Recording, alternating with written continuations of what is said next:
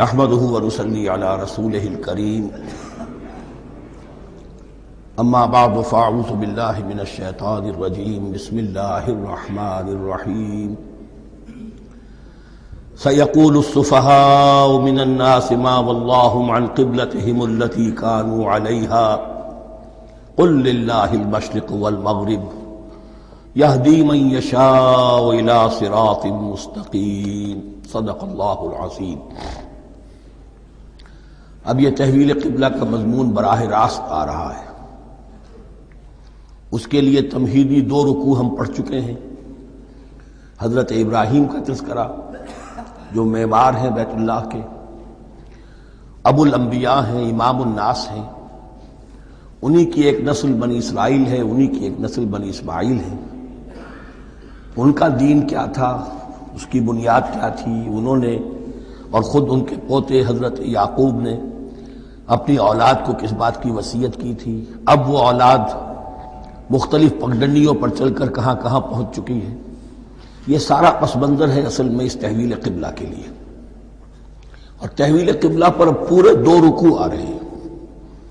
اس سے بسا اوقات یہ خیال پیدا ہوتا ہے، میرے ذہن میں بھی کبھی ہوتا تھا کہ یہ ایسی بڑی بات کیا تھی جس کے لیے قرآن مجید نے اتنے شد و مد کے ساتھ اور اس قدر تفصیل کے ساتھ بلکہ تکرار کے ساتھ بات کی۔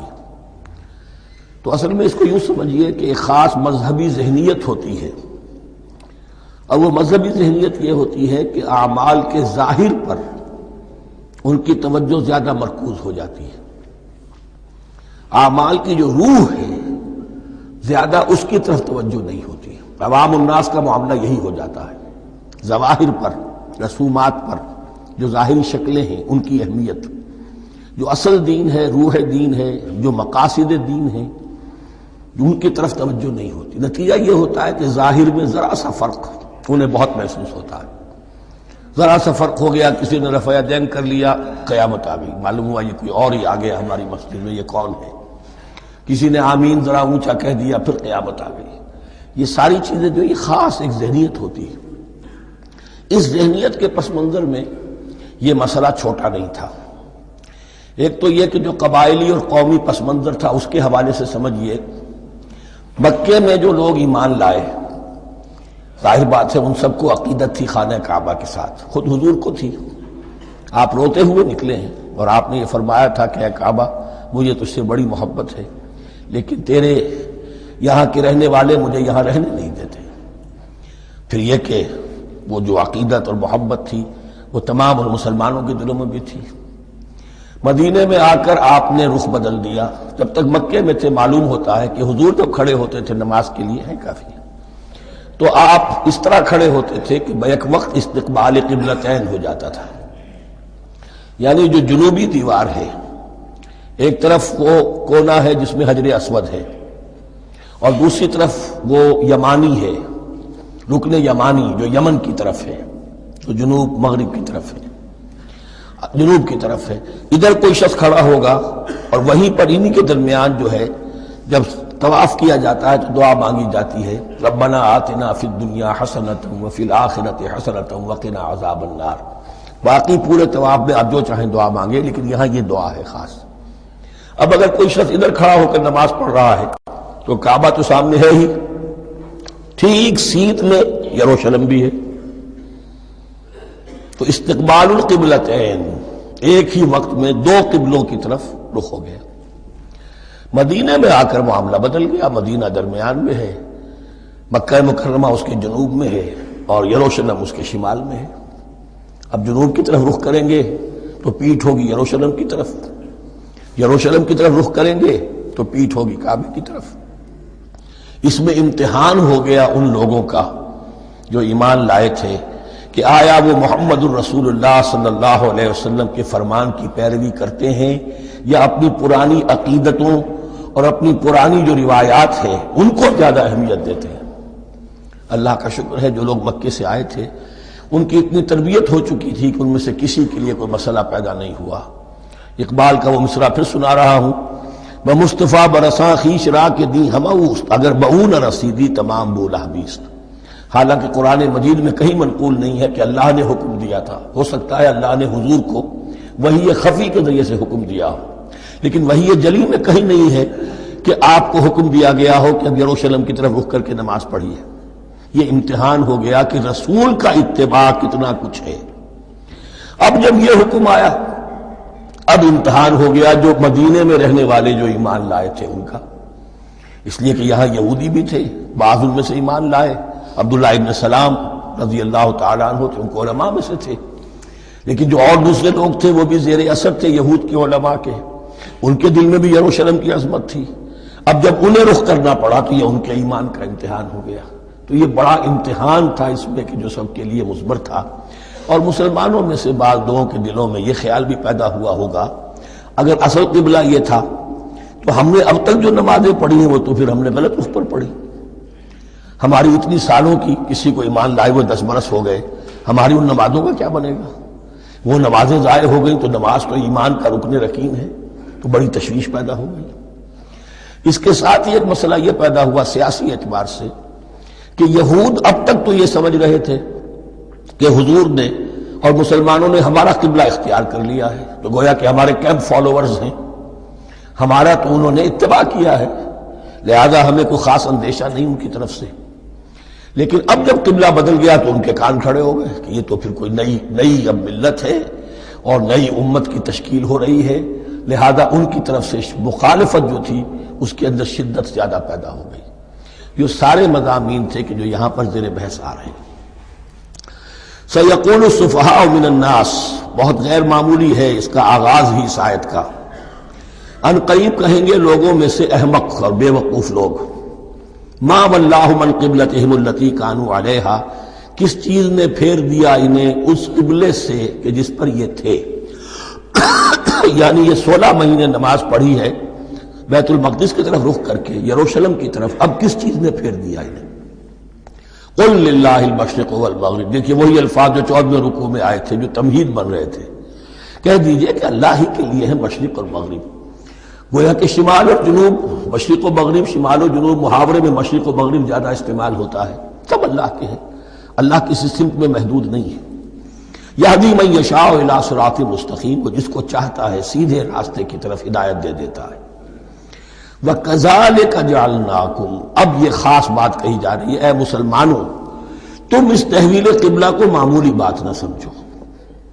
یہ علامت ہے اس بات کی کہ اب تمہیں وہ حیثیت حاصل ہو گئی. وَكَذَلِكَ جَعَلْنَاكُمْ أُمَّةً وَسَطًا لِتَكُونُوا شُهَدَاءَ عَلَى النَّاسِ وَيَكُونَ الرَّسُولُ عَلَيْكُمْ شَهِيدًا. اب تمہارا فرض منصب یہ ہے کہ رسول نے جس دین کی گواہی تم پر دی ہے اپنے عمل سے، اپنے قول سے، اسی دین کی گواہی تمہیں دینی ہے اپنے قول سے اور اپنے عمل سے پوری نوع انسانی پر. اب تم لنک بن گئے ہو. اب تک نبوت کا سلسلہ جاری تھا، ایک نبی کی تعلیم ختم ہوئی، بگڑ گئی، تحریف ہو گئی، غائب ہو گئی، دوسرا نبی آ گیا، پھر کچھ تیسرا آ گیا، چلے آ رہے. لہذا ہر دور کے اندر اب وہ جو معاملہ تھا تسلسل کے ساتھ چل رہا تھا، اب یہاں نبوت ختم ہو رہی ہے محمد رسول اللہ صلی اللہ علیہ وسلم پر، تو نوع انسانی تو ختم نہیں ہو رہی، ابھی قیامت تو نہیں آئی ہے. اب آگے لوگوں کو تبلیغ کرنا، ان تک دین پہنچانا، ان پر حجت قائم کرنا، ان کا احقاق حق اور ابطال باطل کا فریضہ سر انجام دینا، یہ کون کرے گا؟ تو پہلے تو ہمیشہ اللہ کی طرف سے وہی جبریل لائے اور نبی کے پاس آ گئے، نبی نے لوگوں کو سکھا دیا. اب یہ کہ اللہ سے جبریل لائے محمد کے پاس، محمد نے سکھایا تمہیں، اور تمہیں سکھانا ہے پوری نوع انسانی کو، تو تم اب وہ درمیانی لنک ہو. وَكَذَلِكَ جَعَلْنَاكُمْ أُمَّةً وَسَطًا لِتَكُونُوا شُهَدَاءَ عَلَى النَّاسِ وَيَكُونَ الرَّسُولُ عَلَيْكُمْ شَهِيدًا. یہ مضمون زیادہ کھلے گا چل کر سورہ حج کی آخری آیات میں. اسی طرح سے مراد یہ تحویل قبلہ ایک مظہر ہے اس کا. اس سے اب تم اپنی ذمہ داریوں کا اندازہ کرو، صرف خوشیاں نہ مناؤ، جشن نہ مناؤ، بلکہ یہ کہ یہ ایک بہت بڑی ذمہ داری کا بوجھ ہے جو تم پر آ گیا. کبھی ہم نے اپنے بندے محمد کے کاندھوں پر جب یہ بوجھ رکھا تھا تو ان سے بھی کہا تھا صلی اللہ علیہ وسلم انا سنلقی علیک قولا ثقیلا، اے نبی ہم آپ پر ایک بھاری بات ڈالنے والے ہیں. وہی بھاری بات بہت بڑے پیمانے پر اب تمہارے کندھوں پر آ گئی ہے. وَكَذَلِكَ جَعَلْنَاكُمْ أُمَّةً وَسَطًا لِتَكُونُوا شُهَدَاءَ عَلَى النَّاسِ وَيَكُونَ الرَّسُولُ عَلَيْكُمْ شَهِيدًا وَمَا جَعَلْنَا الْقِبْلَةَ الَّتِي كُنْتَ عَلَيْهَا. اور ہم نے نہیں قرار دیا تھا اس قبلے کو جس پر کہ اے نبی آپ پہلے تھے. یعنی یہ دو طرح کی بات ہو سکتی ہے، وہی خفی سے اللہ نے فرمایا ہو کہ اے محمد اب کچھ عرصے کے لیے یروشلم کی طرف رخ کر کے نماز پڑھو، وہی جلی میں نہیں ہے. اور یہ بھی ہو سکتا ہے یہ حضور کا اجتہاد ہو اور اسے اللہ نے قبول فرما لیا. دونوں باتوں کا امکان موجود ہے. حضور کے اجتہاد پر اگر اللہ کی طرف سے نفی نہ آئے تو وہ گویا اللہ کی طرف سے. وما جعلنا القبلة التي كنت عليها إلا لنعلم من يتبع الرسول ممن ينقلب على عقبيه. اور نہیں ٹھہرایا تھا ہم نے اس قبلے کو جس پر کہ آپ رہے ہیں مگر یہ جاننے کے لیے کہ کون ہے، یہ ظاہر کرنے کے لیے کہ کون ہے کہ جو اتباع کرتے ہیں رسول کا صلی اللہ علیہ وسلم، اور وہ کون ہے کہ جو اپنی ایڑیوں کے بل لوٹ جاتے ہیں. یعنی مدینے میں آ کر اگر کوئی مکے کا مسلمان کہتا صاحب یہ قبلہ مجھے قبول نہیں ہے، وہ واپس ہو جاتا. ایسا ہوا نہیں. اور اب جب مکے کی طرف رخ ہو گیا ہے تو کوئی انصار میں سے، کوئی مدینے میں جو ایمان لائے ان میں سے کسی نے کہا کہ ٹھیک ہے جی ہمارا قبلہ وہ تھا، اب آپ نے اپنا قبلہ بدل دیا، آپ کا راستہ اور ہمارا راستہ اور. نہیں، وہ تمام کے تمام مسلمان ان آزمائشوں میں کامیاب ہوئے. وَإِن كَانَتْ لَكَبِيرَةً إِلَّا عَلَى الَّذِينَ هَدَى اللَّهُ. اور واقعہ یہ ہے، یقیناً یہ بہت بڑی بات تھی. اس طرح قبلے کے اندر تبدیلی قبول کر لینا آسان بات نہیں ہوتی، بڑا حساس مسئلہ ہوتا ہے، مگر ان کے لیے کہ جن کو اللہ نے ہدایت دی. وما كان اللہ لیضیع ایمانکم. اور اللہ ہرگز تمہارے ایمان کو ضائع کرنے والا نہیں ہے. ایمان سے یہاں مراد نماز جو ہے الصلاۃ عماد الدین. وہ جو تشویش ہو گئی تھی کہ ہماری ان نمازوں کا کیا بنے گا جو ہم نے 16 مہینے پڑھی ہے بیت المقدس کی طرف رخ کر کے. وما كان اللہ لیضیع ایمانکم. اس وقت وہ حکم تھا رسول کا، وہ اللہ کے ہاں مقبول ہے. اس وقت یہ حکم ہے جو تمہیں رسول کی معرفت مل رہا ہے، اب تم اس کی پیروی کرو. ان اللہ بالناس لرؤوف الرحیم. یقیناً اللہ تعالیٰ تو انسانوں کے حق میں بہت ہی شفیق ہے اور بہت ہی رحیم ہے. قد نرى تقلب وجهك في السماء.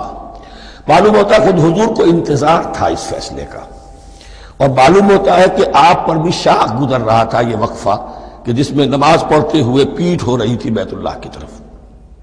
تو آپ بار بار آپ کی نگاہیں آسمان کی طرف اٹھتی تھی کہ کب وحی آئے، کب جبرائیل حکم لے کر آئے. قد نرى تقلب وجهك في السماء. اے نبی ہم نے آپ کے چہرے کا بار بار آسمان کی طرف اٹھنا دیکھ لیا ہے. فَلَنُوَلِّيَنَّكَ قِبْلَةً تَرْضَاهَا. اس آیت میں بڑی شفقت، بڑی محبت، بڑی عنایت ہے محمد الرسول اللہ صلی اللہ علیہ وسلم کے لیے اللہ کی طرف سے. تو ہم بدلے دیتے ہیں، پھیرے دیتے ہیں قبلہ جو آپ کو پسند ہے. ظاہر بات ہے کہ حضور کو جو محبت تھی اور جو بھی آپ کو ایک رشتہ قلبی تھا بیت اللہ کے ساتھ، فَلَنُوَلِّيَنَّكَ قِبْلَةً تَرْضَاهَا. ہم بدلے دیتے ہیں، بدل دیں گے قبلہ اسی طرف جو آپ کو پسند ہے. فَوَلِّ وَجْهَكَ شَطْرَ الْمَسْجِدِ الْحَرَامِ. تو بس اب پھیر دیجئے اپنے رخ کو مسجد حرام کے رخ پر. وَحَيْثُ مَا كُنْتُمْ. اور مسلمانوں جہاں کہیں بھی تم ہو، مدینے میں ہو یا کہیں اور ہو، مغرب میں ہو، شمال میں ہو، جنوب میں ہو، کہیں ہو، فَوَلُّوا وُجُوهَكُمْ شَطْرَهُ. تو اپنا چہرہ نماز میں اسی کے رخ پر پھیرو. وَإِنَّ الَّذِينَ أُوتُوا الْكِتَابَ لَيَعْلَمُونَ أَنَّهُ الْحَقُّ مِنْ رَبِّهِمْ. اور جن لوگوں کو کتاب دی گئی تھی وہ جانتے ہیں کہ یہ حق ہے ان کے پروردگار کی طرف سے. تورات میں بھی یہ مذکور تھا کہ اصل قبلہ ابراہیمی وہی تھا، اس لیے کہ یروشلم تو تعمیر کیا ہے حضرت ابراہیم سے کوئی 1000 سال کے بعد حضرت سلیمان نے. یہ جو بھی ہیکل سلیمانی ہے کم سے کم 1000 برس کا فصل ہے حضرت ابراہیم میں حضرت سلیمان میں. تو حضرت ابراہیم کا قبلہ کون سا تھا؟ تو وہ بھی مولانا امین احسن اصلاحی صاحب نے اردو میں ترجمہ کیا ہے مولانا حمید الدین فراہی کی کتاب کا، اور وہ بہت اہم ہے اس موضوع کو سمجھنے کے لیے. بہت سے مسلمان مفسرین نے بھی اس میں ٹھوکر کھائی ہے.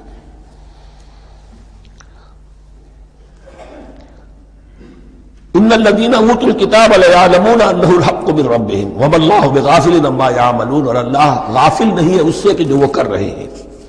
ولئن اتيت الذين اوتوا الكتاب بكل آية ما تبعوا قبلتك. اے نبی آپ ان اہل کتاب کو اگر تمام دلائل بھی دے دیں گے، تمام نشانیاں بھی دکھا دیں گے، تب بھی یہ آپ کے قبلے کی پیروی نہیں کریں گے. وما انت بتابع قبلتهم. اور نہ ہی اب آپ پیروی کرنے والے ہیں ان کے قبلے کی. یہ تو لکم دینکم ولی دین والا معاملہ ہو گیا. وما بعضهم بتابع قبلۃ بعض، حد یہ ہے کہ یہ خود جو ہے آپس میں ایک دوسرے کے قبلے کی پیروی نہیں کرتے. یعنی نصارہ اور یہود اگرچہ یروشلم سب کا قبلہ ہے، لیکن عین یروشلم میں جا کر جو یہودی ہے وہ مغربی گوشے کو اختیار کرتے تھے، مغرب کی طرف رخ کرتے تھے ہیکل سلیمانی میں، اور جو نصارہ ہے وہ مشرق کی طرف. اس لیے کہ حضرت مریم سلام علیہا نے جو اعتکاف کیا تھا مکاناً شرقیہ، وہ جو مکان تھا ان کا جہاں اعتکاف تھا، جہاں فرشتہ ان کے پاس آیا ہے، وہ ہیکل کے کسی شرقی گوشے میں تھا. تو انہوں نے عیسائیوں نے اسی کو اپنا شرقی گوشے کو قبلہ بنا لیا. وما ولئن اتبعت اهواءهم، اور اے نبی اگر بالفرض آپ نے ان کی خواہشات کی پیروی کی، من بعد ما جاءك من العلم، اس کے بعد کہ آپ کے پاس العلم صحیح علم آ چکا ہے، انك اذا لمن الظالمین، تو آپ بھی پھر ظلم کرنے والوں میں سے ہو جائیں گے معاذ اللہ. الذين آتيناهم الكتاب يعرفونه كما يعرفون ابناءهم، جن لوگوں کو ہم نے کتاب دی یعنی تورات اور انجیل کے جو صحیح ماننے والے ہیں، یہ نکتہ یہاں نوٹ کر لیجئے، تورات اور انجیل کے ماننے والوں میں سے غلط کاروں کے لیے مجہول کا صیغہ آتا ہے، اوتوا الکتاب، جنہیں کتاب دی گئی تھی، اور جو ان میں سے ٹھیک تھے صحیح رخ پر تھے ان کے لیے معروف کا صیغہ ہوتا ہے جنہیں کتاب ہم نے دی تھی. یہ انداز جو ہے معروف اور مجہول کا، یہ آپ دیکھیں گے کہ فرق ہوگا. جہاں ان کی کسی غلط بات کا تذکرہ ہوگا الذین اوتوا الکتاب، اور جہاں اچھی بات کا تو وہاں یہ کہ جو آتیناہم الکتاب. الذین آتیناہم الکتاب یعرفونہ کما یعرفون ابناءہم، وہ ایسے ہی پہچانتے ہیں اس کو. ہو کی ضمیر قبلے کی طرف بھی ہے، اور ہو کی ضمیر محمد الرسول اللہ کی طرف بھی ہے، ہو کی ضمیر قرآن کی طرف بھی ہے. ایسے پہچانتے ہیں جیسے اپنے بیٹوں کو. وَإِنَّ فَرِيقًا مِّنْهُمْ، اور یقیناً ان میں سے ایک گروہ وہ ہے لَيَكْتُمُونَ الْحَقَّ وَهُمْ يَعْلَمُونَ، جو جانتے بوجھتے حق کو چھپاتے ہیں. الحق من ربک، یہ حق ہے آپ کے رب کی طرف سے. فلا تکونن من الممترین، تو آپ ہرگز نہ بنے شک کرنے والوں میں. یہ حضور سے خطاب ہو رہا ہے، اور حضور کی وساطت سے اصل میں ہر مسلمان سے خطاب ہو رہا ہے. یہ بات ان سے کہی جا رہی ہے کہ اس میں کوئی شک اپنے پاس بتانے دو، یہ تو حق ہے تمہارے پروردگار کی طرف سے. وَلِكُلٍّ وِجْهَةٌ هُوَ مُوَلِّيهَا، ہر ایک کے لیے ہم نے ایک رخ معین کر دیا جس کی طرف کہ وہ رخ کرتا ہے. فَاسْتَبِقُوا الْخَيْرَاتِ، تو مسلمانوں تمہارے لیے ایک رخ تو ہم نے معین کر دیا بیت اللہ کا. ایک باطنی رخ کیا ہے؟ نیکیوں میں ایک دوسرے سے آگے بڑھنے کی کوشش کرو. ایک ہے ظاہر، نماز کا ظاہر ہے، آپ نے قبلے کی طرف رخ کر لیا ہے، آپ نے وضو کیا ہے. ایک نماز کا باطن ہے، خشوع ہے، خضوع ہے، حضور قلب حاصل ہے، رقت ہے، معلوم ہے کس کے سامنے حاضری ہے. اسی طریقے سے قبلہ ایک تو یہ ہے جو کہ کعبہ ہے، بیت اللہ ہے، ایک یہ فاستبقوا الخیرات، تم ہر نیکی کے اندر ایک دوسرے سے آگے بڑھنے کی کوشش کرو. اینما تکونوا یأتی بکم اللہ جمیعا، جہاں کہیں بھی ہوگے اللہ تم سب کو لے آئے گا، جمع کر دے گا. ان اللہ علی کل شیء قدیر، یقینا اللہ تعالی ہر چیز پر قادر ہے. ومن حیث خرجت فول وجهک شطر المسجد الحرام، اور جدھر سے بھی آپ کا نکلنا ہو، کہیں سفر کریں، کہیں بھی جائیں، تو آپ اپنا رخ پھیر دیجئے مسجد حرام کی طرف. وَإِنَّهُ لَلْحَقُّ مِن رَبِّكَ، اور یہ یقیناً حق ہے آپ کے رب کی طرف سے. وَمَا اللَّهُ بِغَافِلٍ عَمَّا تَعْمَلُونَ، اور اللہ غافل نہیں اس سے کہ جو تم کر رہے ہو. یہاں بظاہر جو ہے کلام حضور سے ہے، اصل میں مسلمانوں سے خطاب ہے بواسطہ محمد صلی اللہ علیہ وسلم. وَمِنْ حَيْثُ خَرَجْتَ فَوَلِّ وَجْهَكَ شَطْرَ الْمَسْجِدِ الْحَرَامِ وَحَيْثُ مَا كُنْتُمْ فَوَلُّوا وُجُوهَكُمْ شَطْرَهُ، اور دیکھو جہاں بھی تم نکلو اپنا رخ کرو مسجد حرام کی طرف. امریکہ میں جاؤ تب بھی رخ ہوگا مسجد حرام کی طرف، روس میں جاؤ رخ تمہارا ہوگا مسجد حرام کی طرف. وَحَيْثُ مَا كُنْتُمْ، اور اے مسلمانوں جہاں کہیں بھی تم ہو، فَوَلُّوا وُجُوهَكُمْ شَطْرَهُ، تو اپنے چہروں کو پھیر دو اسی کے رخ پر. لِأَلَّا يَكُونَ لِلنَّاسِ عَلَيْكُمْ حُجَّةٌ، تاکہ نہ رہے لوگوں کے پاس تمہارے خلاف کوئی دلیل.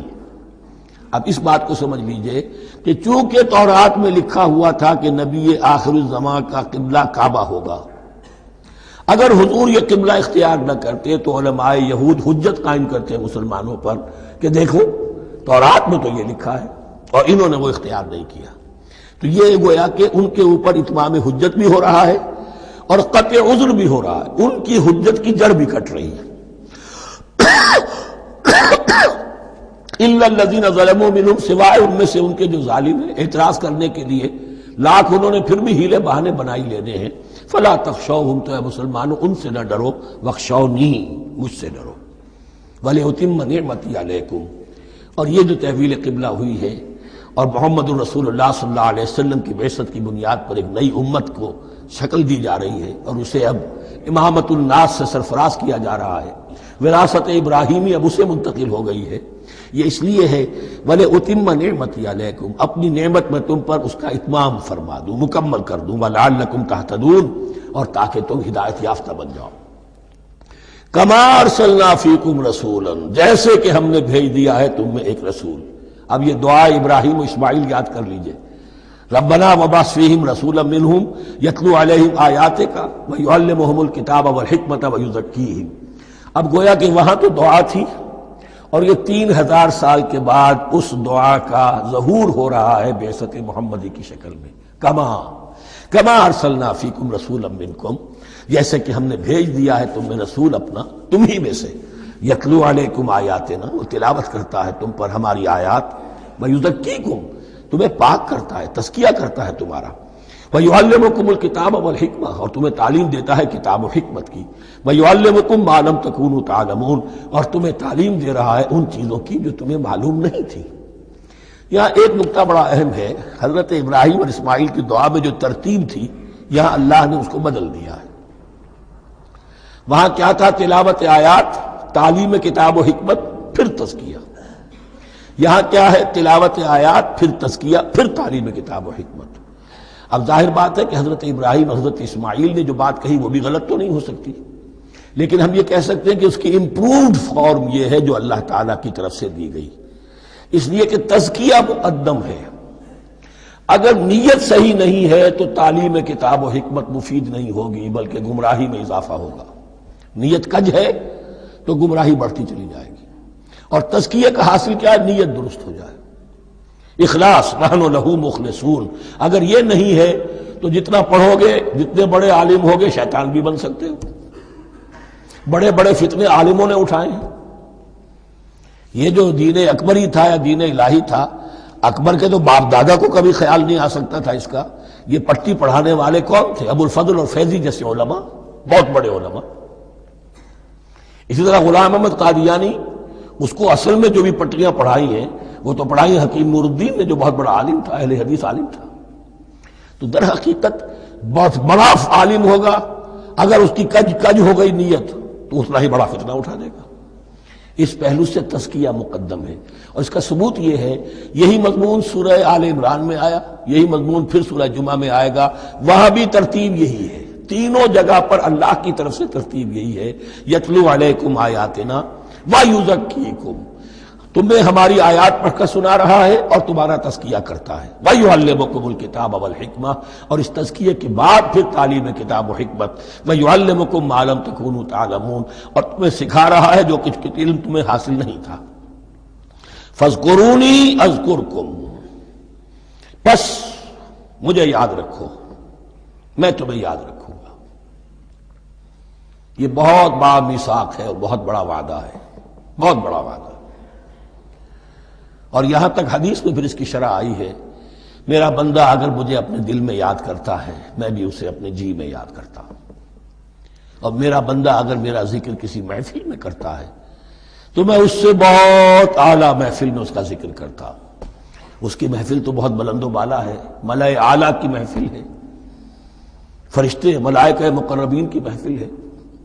خدا خود میر محفل بود اندر لامکا خسرو، محمد شمع محفل بود شب جائے کہ من بودم۔ اب خسرو کس عالم میں تھے جب یہ شعر کہہ گئے ہیں؟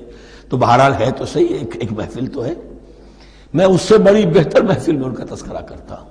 فاذکرونی اذکرکم واشکروا لی ولا تکفرون، اور میرا شکر کرو، میری نعمتوں کا ادراک کرو، اس کا شعور حاصل کرو، اس پر زبان سے بھی شکر ادا کرو، اپنے عمل سے بھی، جوارح سے بھی ان نعمتوں کا حق ادا کرو۔ یہاں وہ 18 رکوع ختم ہو گئے، نصف اول اس سورہ مبارکہ کا مکمل ہو گیا۔ اب آگے سے خطاب ہے، یا ایھا الذین آمنوا، ایک نئی امت آ گئی، چارٹر اس کا آ گیا۔ کیوں بنایا گیا تمہیں؟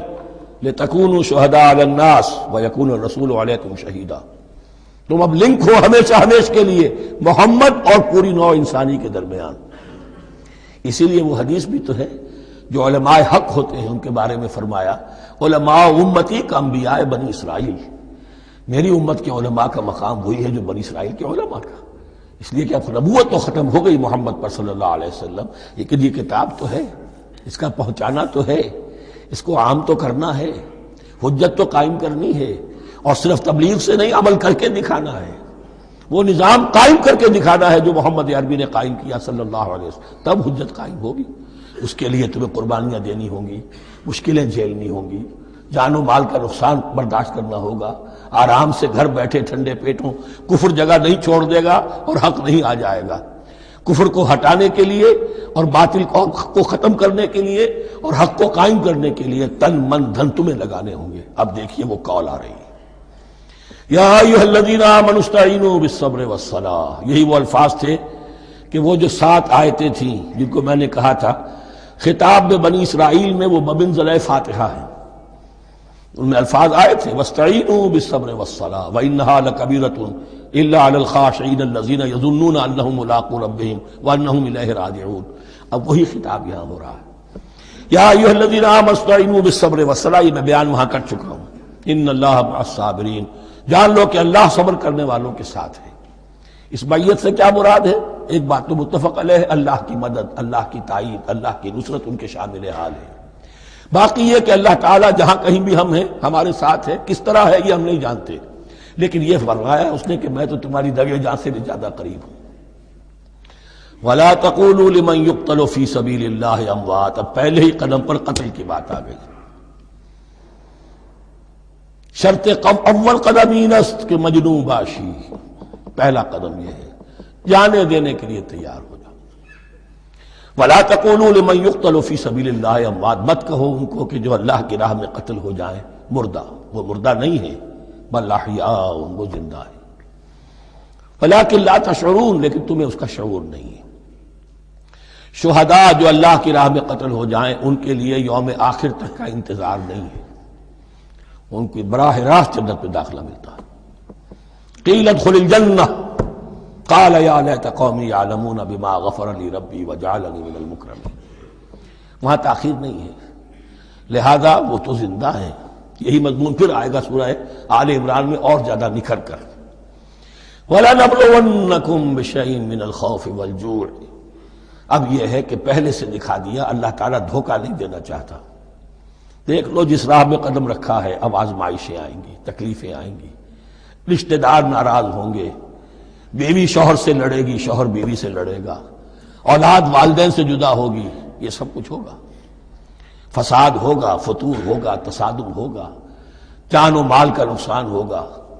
وَلَنَبْلُوَنَّكُمْ، ہم لازماً آزمائیں گے تمہیں، بِشَيْءٍ مِّنَ الْخَوْفِ، خوف کی کیفیت سے، وَالْجُوعِ، بھوک، فاقے، کیسے کیسے فاقے آئے ہیں، کیا ہوا ہے غزوہ احزاب میں، کیا ہوا ہے جو اس سے بعد جو جیش العسرہ ہے، تبوک کی جنگ ہے، وَنَقْصٍ مِّنَ الْأَمْوَالِ وَالْأَنفُسِ وَالثَّمَرَاتِ، اور نقصانات ہوں گے مالی بھی جانی بھی، اور ثمرات۔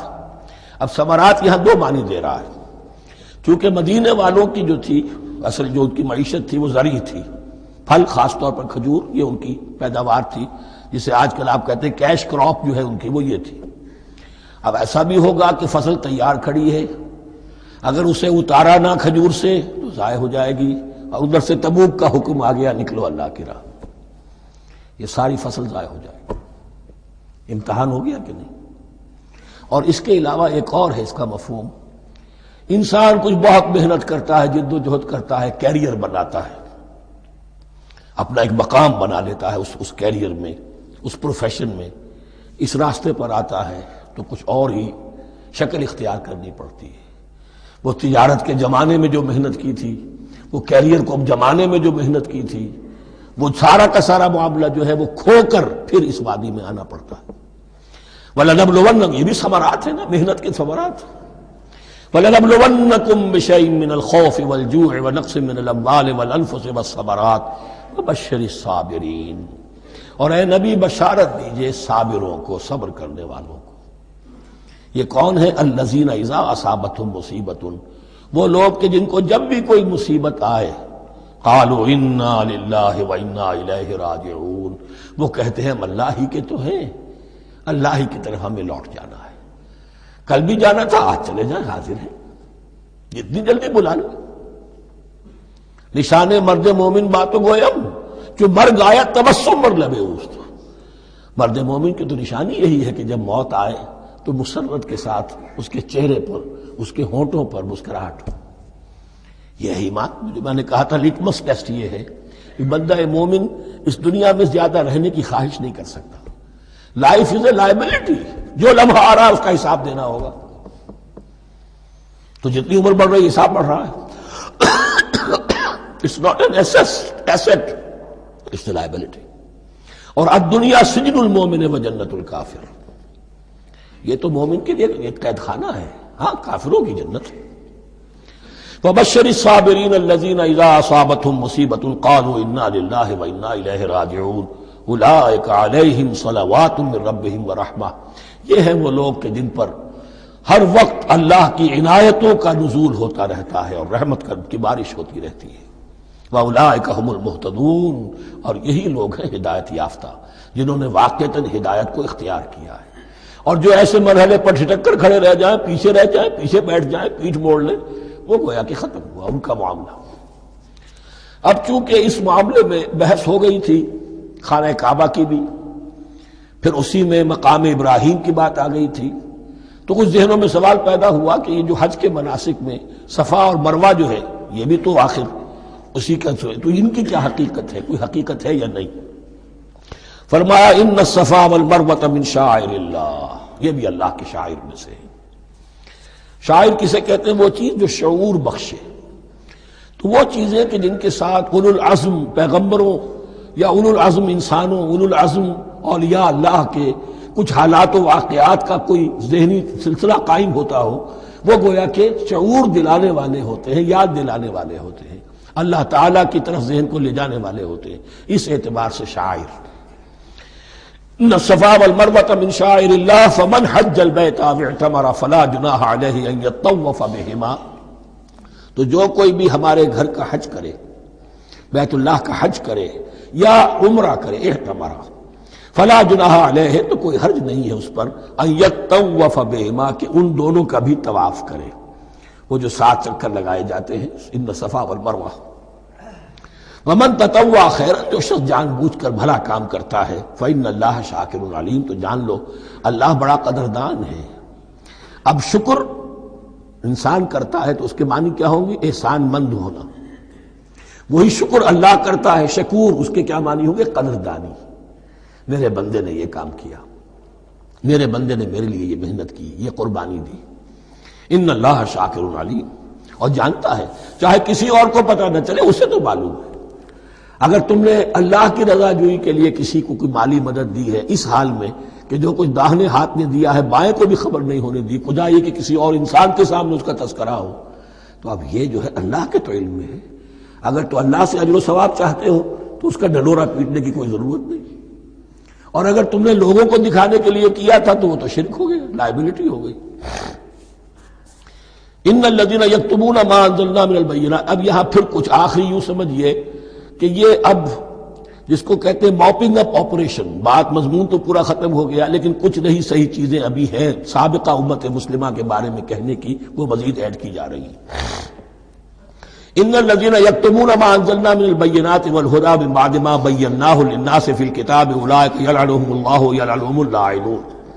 یقیناً وہ لوگ جو چھپاتے ہیں اس شے کو جو ہم نے نازل کی ہے بینات میں سے اور ہدایت میں سے، اس کے بعد کہ ہم نے ان کو واضح کر دیا ہے لوگوں کے لیے کتاب میں، وہ لوگ ہیں کہ جن پر لعنت کرتا ہے اللہ، اور لعنت کرتے ہیں تمام لعنت کرنے والے.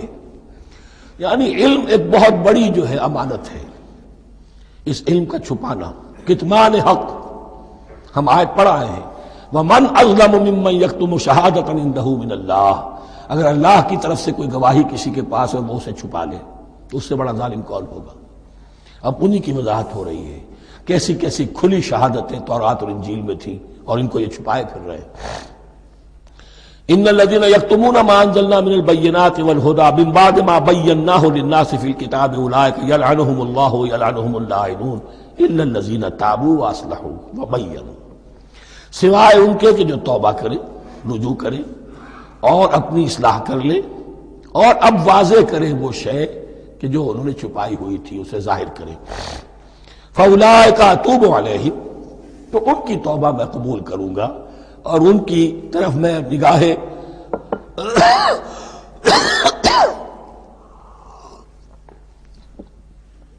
التفات میں اپنی پھر ان کی طرف متوجہ کر دوں گا. وَأَنَا التَّوَّابُ الرَّحِيمُ، اور میں تو ہوں ہی توبہ کا قبول کرنے والا اور رحم فرمانے والا.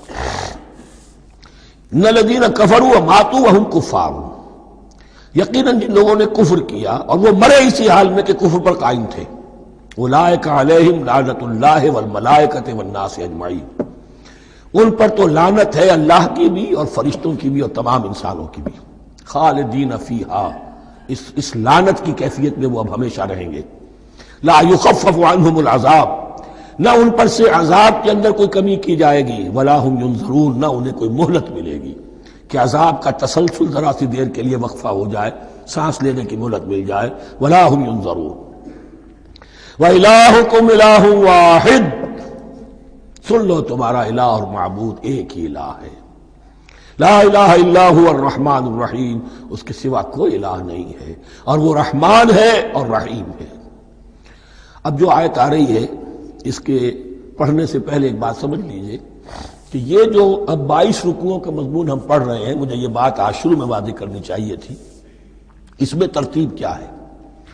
میں پہلے عرض کر چکا ہوں کہ پہلے 18 رکوعوں کی تقسیم ورٹیکل کی ہے ہم نے. 18 کو 4 رکوع ادھر، 10 درمیان میں، پھر 4 ادھر. یہاں اب چلے گی ہاریزونٹل تقسیم، افقی تقسیم.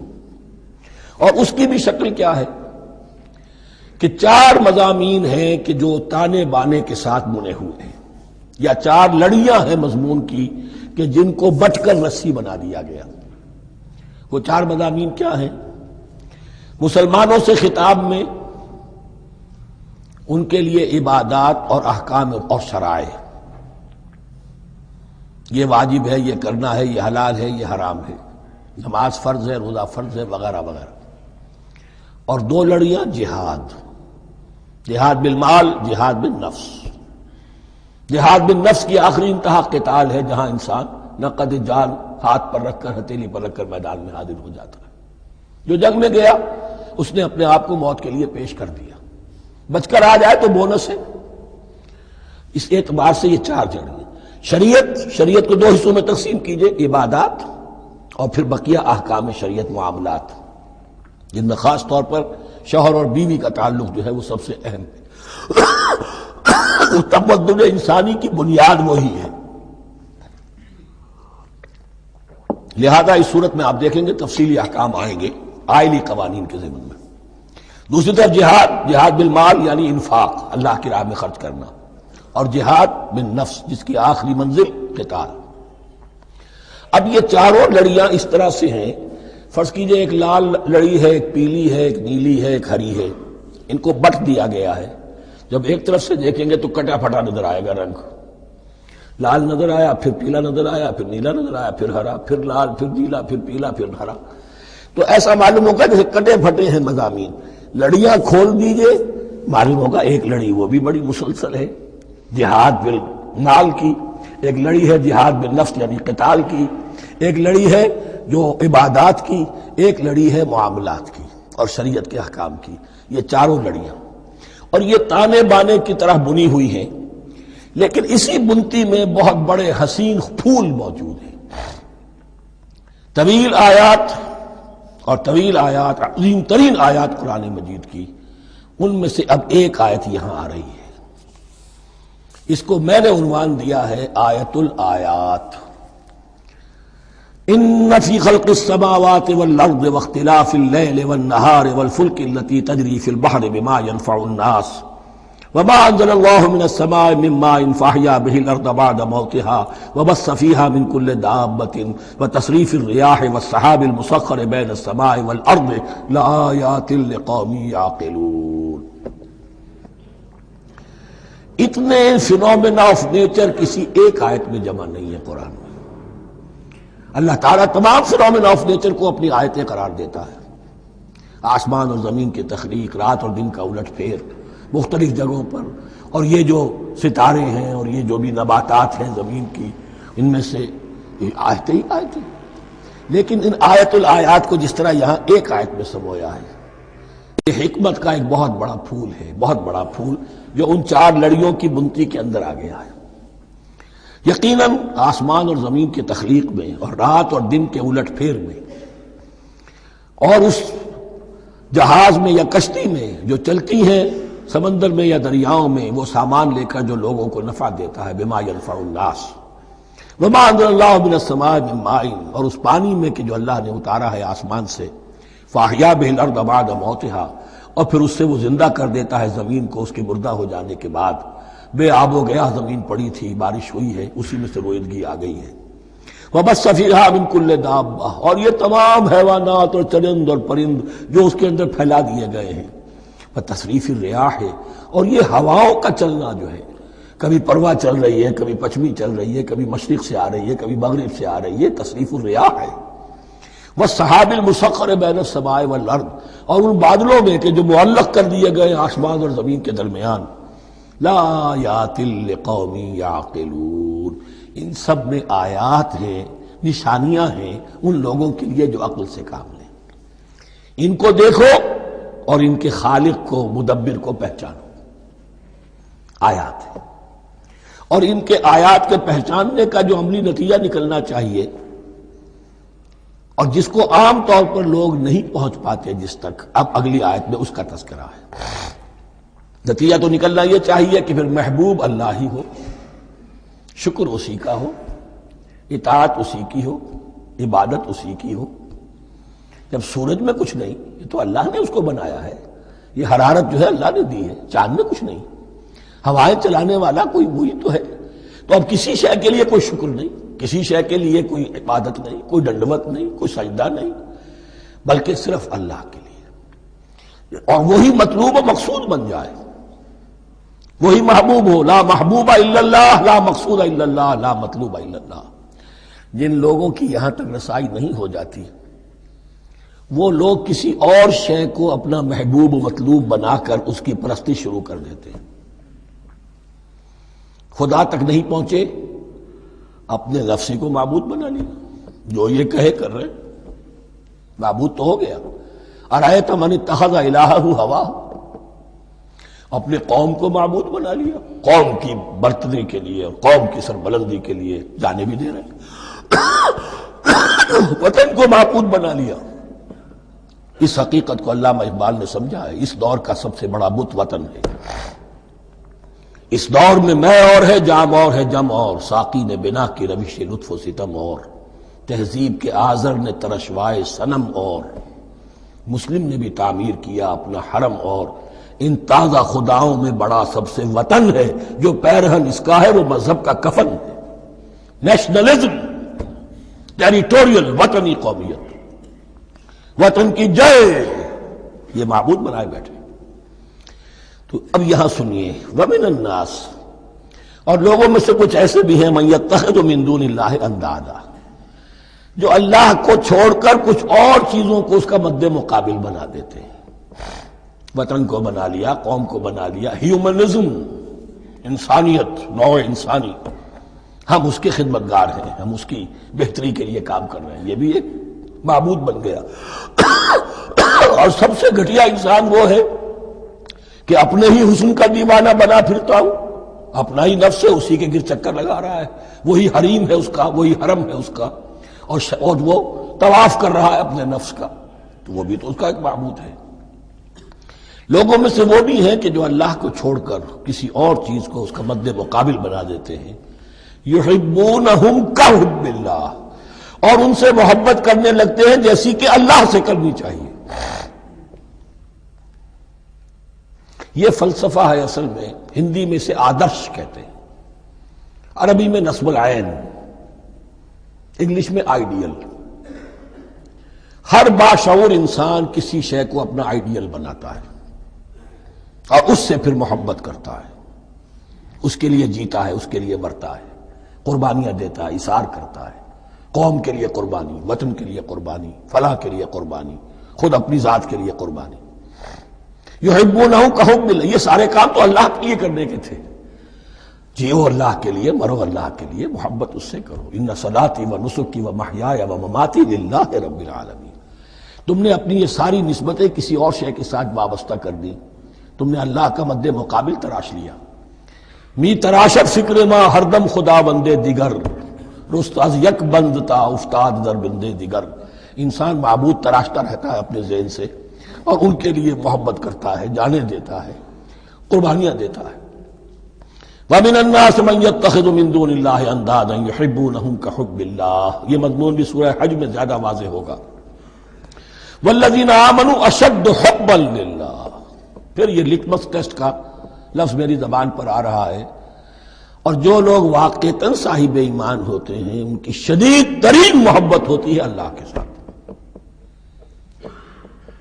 اگر یہ نہیں ہے، اگر یہ نہیں تو بابا پھر سب کہانیاں ہیں. کوئی شے اللہ سے زیادہ محبوب ہو گئی وہ تمہاری معبود ہے. تم نے اللہ کو چھوڑ دیا، چاہے وہ دولت ہی ہے. تائس عبد الدینار و عبد الدرہم، ہلاک اور برباد ہو جائے درہم و دینار کا بندہ. نام عبد الرحمن ہے، حقیقت میں عبد الدینار ہے. دینار آنا چاہیے، حرام سے آئے، حلال سے آئے، جائز سے آئے، ناجائز سے آئے. تو معبود اللہ نہیں ہے، معبود دینار ہے. ہندو نے یہ کیا کہ لکشمی دیوی کی ایک مورتی بنا کر پوجنا شروع کر دیا. یہ لکشمی دیوی اگر ذرا مہربان ہو جائے گی دولت آ جائے گی. ہم نے کہا ہٹاؤ اس درمیان کے لنک کو، سیدھے ہی دولت کو کیوں نہ پوجو. پیٹرو ڈالر کو پوجو، ڈالر کو پوجو. ترک وطن کرو، ماں باپ کو چھوڑو یہاں سے سکتا ہوا کہ مر رہے ہیں اور کوئی ان کا بیٹا اور ان کی بیٹی ان کے پاس نہیں. کس لیے؟ ڈالر. کون معبود ہوا؟ وَمِنَ النَّاسِ مَن يَتَّخِذُ مِن دُونِ اللَّهِ أَندَادًا يُحِبُّونَهُم كَحُبِّ اللَّهِ وَالَّذِينَ آمَنُوا أَشَدُّ حُبًّا لِلَّهِ وَلَوْ يَرَى الَّذِينَ ظَلَمُوا إِذْ يَرَوْنَ الْعَذَابَ أَنَّ الْقُوَّةَ لِلَّهِ جَمِيعًا. اور کاش کہ دیکھ لیتے یہ لوگ جو اس شرک میں اور اس گناہ میں مبتلا ہیں، ظلم شرک کے معنی، جب وہ دیکھیں گے عذاب کو اور یہ بات واضح ہو جائے گی کہ قوت تو ساری کی ساری اللہ کے ہاتھ میں ہے، کسی کے پاس کچھ نہیں. وَأَنَّ اللَّهَ شَدِيدُ الْعِقَابِ، اور یہ کہ اللہ سزا شدید العذاب، اللہ سزا دینے میں بہت سخت ہے. اس وقت آنکھ کھلے گی تو فائدہ کیا ہوگا؟ اب آنکھ کھلے تو فائدہ ہے. اِسْتَبَرَّأَ الَّذِينَ اتُّبِعُوا مِنَ الَّذِينَ اتَّبَعُوا. اب انسانی معاشرے کے اندر یہ ہوتا ہے، کچھ لوگ ہوتے ہیں لیڈر لوگ جو اپنے پیچھے لوگوں کو لگا لیتے ہیں، چاہے ڈیماگوگز ہو، چاہے مذہبی جو ہے وہ مسندوں کے والی ہوں، اپنے پیچھے لگاتے ہیں. اور ان کے پیچھے لگنے والے جو ہیں وہ یہ سمجھتے ہوئے ان کی عزت بھی ہے، ان کا احترام بھی ہے، ان کے نیچے دبے بھی ہوئے، ان کے پیچھے پیچھے چلتے ہیں. قیامت کے دن وہ تبرہ کریں گے، ان تم نے ہمیں مروایا، ہم تمہاری پیروی کرتے رہے، ہم نے سمجھا تم جو کہہ رہے ہیں وہ ٹھیک ہے، ہم نے تمہیں اپنا لیڈر مانا. اب وہ اعلان برات کریں گے، اللہ ہمارا ان سے کوئی تعلق نہیں. استبرأ الذین اتبعوا، اور اس کے جواب میں پھر وہ کریں گے ہمارا تم سے کوئی تعلق نہیں. اس روز کے جن لوگوں کا اتباع کیا گیا تھا دنیا میں، لیڈر لوگ، وہ ان لوگوں سے جنہوں نے پیروی کی تھی ان سے تبرہ کریں گے. وَرَأَوُا الْعَذَابَ وَتَقَطَّعَتْ بِهِمُ الْأَسْبَابُ، اور وہ دیکھ لیں گے عذاب کو، نگاہوں کے سامنے جہنم آ جائے گی اور تمام رشتے منقطع ہو جائیں گے. یوم یفر المرء من اخیہ وامہ وابیہ وصاحبتہ وبنیہ لکل امرئ منہم یومئذ شأن یغنیہ یود المجرم لو یفتدی من عذاب یومئذ ببنیہ وصاحبتہ واخیہ وفصیلتہ التی تؤویہ ومن فی الارض جمیعا ثم ینجیہ. ہر انسان چاہے گا میرے باپ کو، بیٹے کو، بھائی کو، ماں کو، بیوی کو، اولاد کو، تمام انسانوں کو چھوڑ دو جہنم میں، خدا کے لیے کسی طرح مجھے بچا لو. تقطعت بہم الاسباب، سارے رشتے منقطع ہو جائیں گے جن رشتوں کی وجہ سے حرام کو حلال اور حلال کو حرام کر رہے ہو، جن کی دلجوئی کے لیے حرام کی کمائی کرتے ہو، جن کی دلجوئی کے لیے دین کے راستے سے آگے نہیں بڑھ رہے ہو. دین کے راستے میں بیوی ناراض نہ ہو جائے، گھر والے ناراض نہ ہو جائیں، بتقطعت بہم الاسباب، یہ سارے رشتے یہیں تک کے لیے ختم ہو جائیں۔ وقال الذین اتبعوا، اور جو ان کے پیروکار تھے وہ کہیں گے لو ان لنا کرۃ، اگر کہیں ہمیں دنیا میں لوٹنا نصیب ہو جائے، فنتبرأ منہم کما تبرؤوا منا، تو ہم بھی ان سے اسی طرح برات کریں گے جیسے آج یہ ہم سے برات کر رہے ہیں۔ کذالک یریہم اللہ اعمالہم حسرات علیہم، اس طرح اللہ ان کو دکھائے گا ان کے اعمال حسرتیں بن جائیں گی۔ کاش کہ ہم نے سمجھا ہوتا، کاش کہ ہم نے ان کی پیروی نہ کی ہوتی، کاش کہ ہم نے ان کو اپنا لیڈر اور اپنا ہادی اور رہنما نہ مانا ہوتا۔ وما ہم بخارجین من النار، لیکن وہ اب آگ سے نکلنے والے نہیں ہوں گے۔ یا ایھا الناس کلوا مما فی الارض حلالا طیبا ولا تتبعوا خطوات الشیطان انہ لکم عدو مبین۔ اے لوگو، زمین میں جو کچھ حلال اور طیب ہے، حلال ہے اور پاک ہے، صاف ستھری چیز اور حلال چیز، وہ کھاؤ، اور شیطان کے نقش قدم کی پیروی نہ کرو، انہ لکم عدو مبین، یقیناً وہ تمہارے لیے کھلا دشمن ہے۔ یہ بحث اصل میں کھلے گی سورہ انعام میں جا کر۔ وہاں عرب میں یہ رواج تھا، بتوں کے نام پر کوئی جانور چھوڑ دیتے تھے، جیسے ہندوؤں میں بھی تھی رواج، ہم نے تو بچپن میں دیکھا ہے، کوئی سانڈ چھوڑ دیا، کسی کے کان جو ہے وہ چیر دیے، یہ فلاں بت کے لیے ہے، فلاں دیوی کے لیے ہے۔ اب اسے کوئی کچھ نہیں کہہ سکتا تھا، وہ جہاں چاہیں وہ منہ ماریں جا کر ان کا، اور پھر ان کا ظاہر بات ہے ان کا گوشت کیسے کھایا جا سکتا تھا۔ تو عرب میں بھی یہ رواج تھے، اور ابھی تک اس کے کچھ نہ کچھ ریزیڈول ایفیکٹس تھے۔ آباء و اجداد کی جو رسمیں چلی آ رہی ہوں وہ آسانی سے جو ہے وہ چھوٹتی نہیں ہے، کچھ نہ کچھ اثرات رہتے ہیں، جیسے آج تک ہمارے ہاں ہندوانہ اثرات موجود ہیں۔ تو ایسے لوگوں سے کہا جا رہا ہے کہ یہ تمام حرمتیں جو تمہارے ان لوگوں نے مشرکین نے بنا لی تھی، یہ جانور حرام، یہ جانور حرام ہو گیا، اسے فلاں کے نام پر نامزد کیا ہے، اس اونٹ کی جو ہے اتنی اونٹنیوں کے ساتھ جفتی ہو چکی ہے، اب بس اس کو خالی کر دو، چھوڑ دو، نہ اس کے اوپر سواری کی جائے گی اور نہ اس کا گوشت کھایا جائے گا۔ یہ کوئی نہیں ہے، جو چیز حلال ہے اصلاً اور طیب ہے کھاؤ۔ انما یامرکم بالسوء والفحشاء، یقیناً شیطان تمہیں حکم دیتا ہے بدی کا اور بے حیائی کا، وان تقولوا علی اللہ ما لا تعلمون، اور اس کا کہ تم کہو اللہ کی طرف نسبت کر کے جو تم جانتے نہیں ہو، کہ اللہ نے حرام کیا۔ بھائی تمہیں کہاں معلوم؟ کوئی دلیل لاؤ، کسی کتاب میں دکھاؤ کہ اللہ نے یہ چیز حرام کر دی۔ وَإِذَا قِيلَ لَهُمُ اتَّبِعُوا مَا أَنزَلَ اللَّهُ قَالُوا بَلْ نَتَّبِعُ مَا أَلْفَيْنَا عَلَيْهِ آبَاءَنَا، اور جب ان سے کہا جاتا ہے اتباع کرو اس کی جو اللہ نے نازل کیا ہے، قالوا، وہ کہتے ہیں بل نتبع ما الفینا علیہ آباءنا، ہم تو پیروی کریں گے اس کی جس پر ہم نے پایا اپنے آباء و اجداد کو۔ اولو کان آباؤہم لا یعقلون شیئا ولا یہتدون، کیا وہ اپنے آباء و اجداد ہی کی پیروی کرتے رہیں گے، خواہ ان کے آباء و اجداد نہ کسی بات کو سمجھ پائے ہوں نہ ہدایت یافتہ ہوئے ہوں۔ میں نے عرض کر دیا تھا کہ سورہ بقرہ میں جہاں دعوت تیسرے رکوع کی پہلی آیت شروع ہوئی، یا ایھا الناس اعبدوا ربکم الذی خلقکم والذین من قبلکم لعلکم تعقلون، وہ بھی تو مخلوق تھے جیسے تم مخلوق ہو، تم سے خطا ہو سکتی ہے، ان سے بھی ہوئی، تم غلطی کر سکتے ہو، انہوں نے بھی کی۔ ومثل الذین کفروا کمثل الذی ینطق بما لا یسمع الا دعاء ونداء۔ یہاں ذرا تمثیل کے اندر ایک پیچیدگی ہے کہ بظاہر ترجمہ تو یہ ہوگا کہ مثال ان لوگوں کی جنہوں نے کفر کیا اس شخص کی سی ہے جو پکار رہا ہے ایسی چیز کو جو نہ سنتا ہے نہ سمجھتا ہے۔ ہاں یہ پتہ چلتا ہے کہ کچھ پکار رہا ہے، جانور ہوتے ہیں انہیں اور کیا سمجھ میں آتا ہے۔ تو یہاں پہ اصل میں تمثیل میں مراد یہ ہے کہ حضور صلی اللہ علیہ وسلم اور مسلمان ان لوگوں کو جو سمجھانے کی کوشش کر رہے ہیں ان میں سے کچھ ایسے بھی ہیں کہ جو کچھ نہیں سمجھتے، دعا اور ندا تو ہے، صم بکم عمی فہم لا یعقلون، لیکن وہ بہرے بھی ہیں، گونگے بھی ہیں، اندھے بھی ہیں، وہ عقل سے کام نہیں لیتے۔ یا ایھا الذین آمنوا کلوا من طیبات ما رزقناکم، اے اہل ایمان کھاؤ ان تمام پاکیزہ چیزوں میں سے جو ہم نے تمہیں دی ہیں، واشکروا للہ، اللہ کا شکر ادا کرو، ان کنتم ایاہ تعبدون، اگر تم واقعتاً اسی کی عبادت کرنے والے ہو۔ جیسا کہ میں نے عرض کیا سورہ الانعام میں یہ ساری چیزیں آئیں گی اور تفصیل سے۔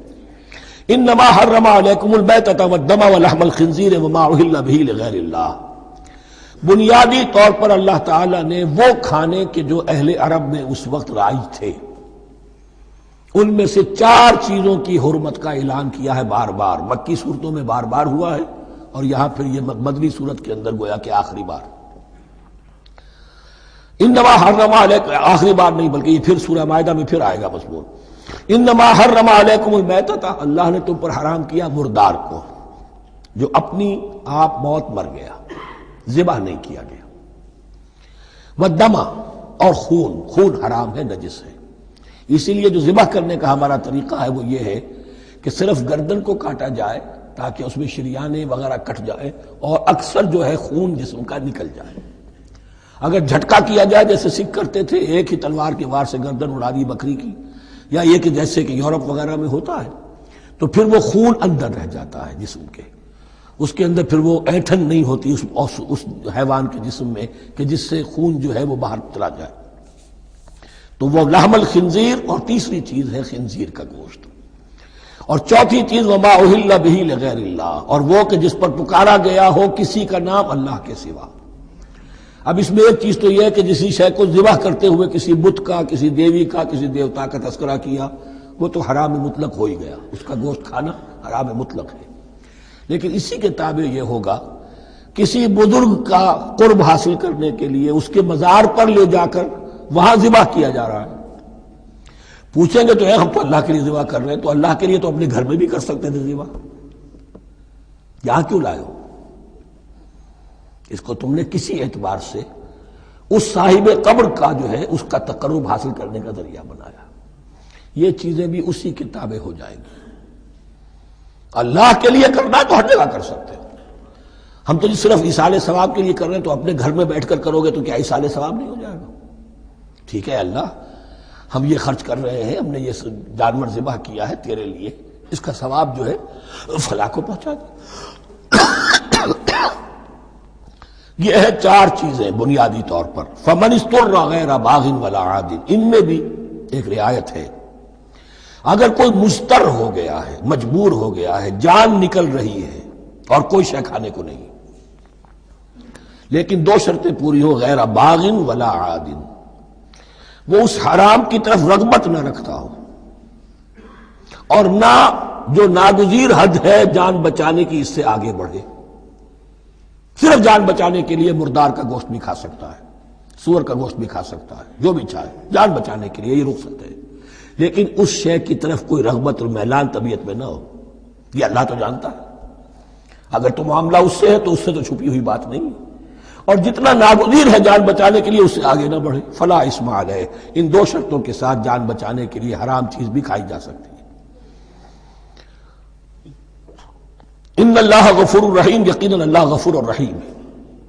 ان الذین یکتمون ما انزل اللہ من الکتاب ویشترون به ثمنا قلیلا، یقیناً وہ لوگ جو چھپاتے ہیں اس کو جو اللہ نے نازل کیا ہے کتاب میں سے اور فروخت کرتے ہیں انہیں بہت حقیر سی قیمت پر، اولئک ما یاکلون فی بطونہم الا النار، یہ لوگ نہیں بھر رہے اپنے پیٹوں میں مگر آگ۔